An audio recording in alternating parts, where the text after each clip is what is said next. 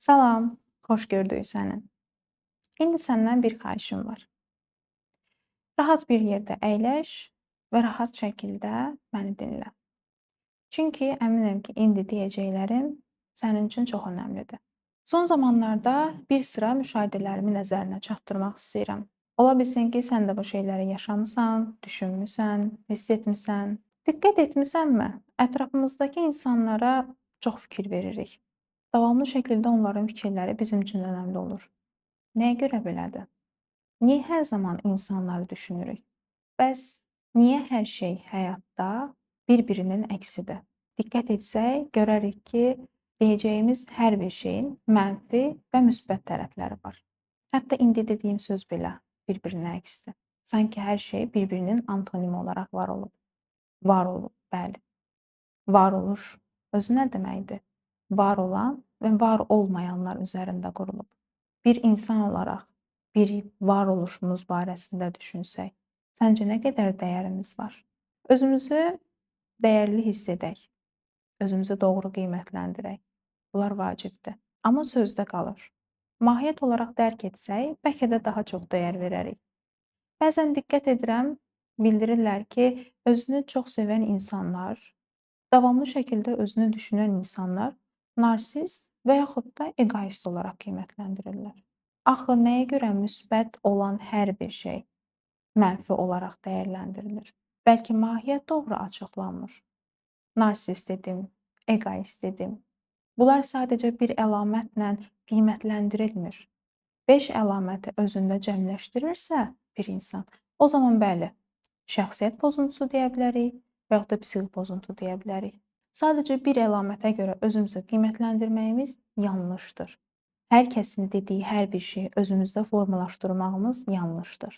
Varoluşumuzu dərk etməliyik. Varoluşumuzu dərk etsək, dəyərimizi də anlayacağıq. Özümüzə olan inamımız belə yerində olacaq, doğru olacaq. Özümüzü doğru şəkildə qiymətləndirməyi bacaracağıq. Bir diqqət edək, az öncə necə dedim? Varoluşda var olan və var olmayan üzərində qurulub. Var olanlar var olmayanlarla dolur, var olmayanlar isə var olan şeylərlə dolur. Hər şeyin əhəmiyyəti böyükdür. Hər kəs qeyd edir ki, bu gün pozitiv olaq, hər zaman pozitiv olaq, hər zaman yaxşı hiss edək, hər zaman gülək, əylənək. Xeyr.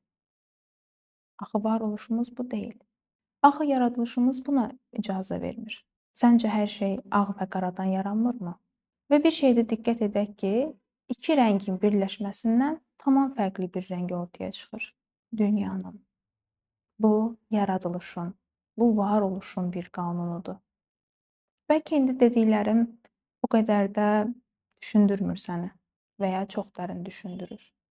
Və ya deyərdim ki, dərin düşünməyən insanlarda bəzən belə olur ki, düşünməyi bacarmırlar, beyin yorulur. Hər kəsin öz qəbul edə biləcəyi bir şey var. Hər bir şeyin həcmi olduğu kimi. 1 litrlik qaba mən 2 litrlik su tökə bilmərəm.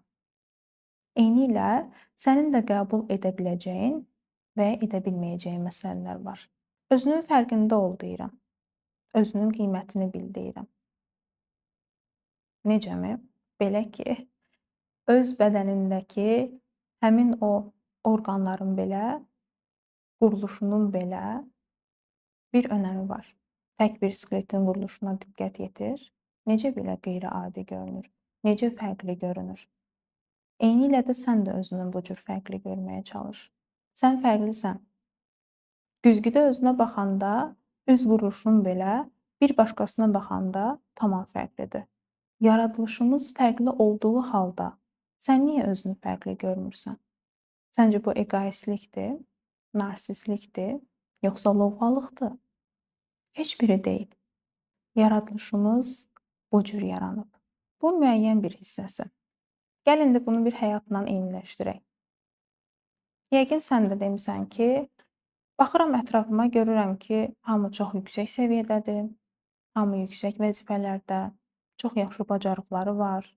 Biri skripka ifa edir, biri rəsm çəkir, biri çox gözəl kitab mütaliə edir, biri şairdir. Hər kəs fərqlidir. Özümüzdə olanı görə bilmirik, amma ətrafımıza baxırıq. Nə üçün? Bəs bu tərəfdən düşünmüsən ki, səndə olan hər hansısa bir xüsusiyyət, bacarıq, bir başqasının pərəstiş etdiyi bir şeydir. Diqqət edək, hər kəsdə bir fərqli bir şeyinə pərəstiş edir. Biz başqasına baxıb formalaşa bilmərik.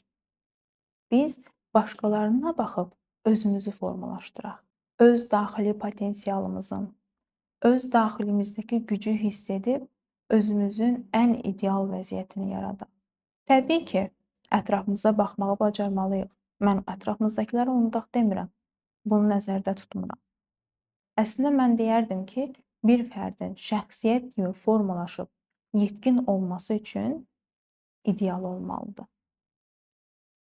Həyatda tutduğu mövqeyini tamamilə ideallaşdırması üçün bir ideal olmalıdır əlbəttə ki. Amma yenə də onun kimi ola bilməz. Onun kimi bacara bilməz. Hər kəs fərqlidir. Eynilə sənin kimi. Bəlkə sən ondan daha yüksək olacaqsan. Bəlkə sən onun edə bilmədiyi şeyləri edəcəksən. Müəyyən bir hallarını, müəyyən bir xüsusiyyətlərini ideallaşdıra bilərsən. Amma özünkiləşdir. Həyat sadəcə sosial şəbəkələrdən, kitablarda gördüyümüz hekayələrdən, ətrafımızda eşitdiyimiz yaşantılardan ibarət deyil. Hər zaman şikayətlənirik. Niyə belə olmadı? Niyə elə oldu? Niyə mən bacarıqsızam? Niyə davamlı mənim başıma mənfi hadisələr gəlir? Bəlkə də sən də özünə bu cür deyirsən. Mənim kimi bədbəxt insan yoxdur. Əslində mən bunu sənə deyim ki, həqiqətən də səndən bədbəxt bir insan olmayacaq. Çünki sən özünə bu cür münasibət bəsləyirsən. Çünki sən özünə bu cür ifadə işlədirsən. Həyatda nəyə inanarıqsa, nəyi özümüzə deyəriksə, özümüzə necə münasibət bəsləyəriksə, onu da yaşayarıq. Və bundan şikayətlənməyə deyərdim ki, haqqımız yoxdur. Çünki bunu bizə bir başqası yox, biz özümüz etmişik. Özümüz razı olmuşuq, özümüz inanmışıq. Bəs özümüz etdiyimiz şeydən niyə şikayətlənək? Atalar necə deyib? Özü yıxılan ağlamaz. Eyni qaydada. Özü özünə bu şeyləri arzu edən, diləyən, deyən, ifadə edən heç kim bu durumdan şikayətlənməməlidir. Ola bilsin ki, sona kimi dinləmədim. Amma dediyimin hər bir sözün bir əhəmiyyəti var. Hətta deyərdim ki, bunu fərqli-fərqli zamanlarda, fərqli hisslər keçirtdiyin zaman dinlə. Çünki indi hiss etdiklərin bir başqa gün fərqlənəcək və indi dediklərim tamam fərqli təsir edəcək. Özünü sevmən üçün öz fərqində olmalısan. Özünə inanman üçün öz fərqində olmalısan. Fərqində necə olacaqsan? Qeyd etdiklərimi nəzərə alaraq. Bir insan olaraq quruluşumuz fərqlidirsə, yaşantı olaraq da fərqliyik. Psixoloji cəhətdən belə fərqliyik.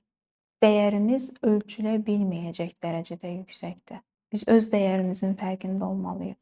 Həyatımız sadəcə bir başqasının sözlərindən ibarət deyil. Mən sənə bacarıqsızsan desəm, sən motivasiyadan düşmək deyil. Əksinə, bunu mənə göstərməlisən ki, sən bacarıqsız deyilsən. Və ya mənim sənə bu cür mənfi işlətdiyim ifadələr sənin dəyərini ölçmür. Əldə etdiyin nəticədə mənfi və ya müsbət olsun, dəyərini ölçmür. Təbii ki, mükəmməl olmanı istəmirəm. Həyatda heç bir şey mükəmməl deyil, ideal deyil. Hər kəsin bir yanlışı var. İlk başda qeyd etdiyim kimi, var olan və var olmayanlar üzərindəyik. Bu üzrə yaradılmışıq və bu üzrə də yaşantımızı davam etdiririk. Hər kəs bu həyatda öz missiyasını bilməlidir. Sənin missiyan nədir bəs?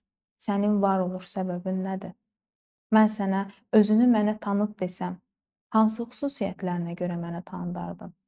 Səni hər kəs necə tanıyır, necə bir olaraq görür? Bəs sən özünü necə bir olaraq görürsən? Özünün fərqində ol. Həyat sənin yaşadığın həyatdır. Həyat hər kəsin yaşadığı deyil, sadəcə sənin yaşadığın bir həyatdır.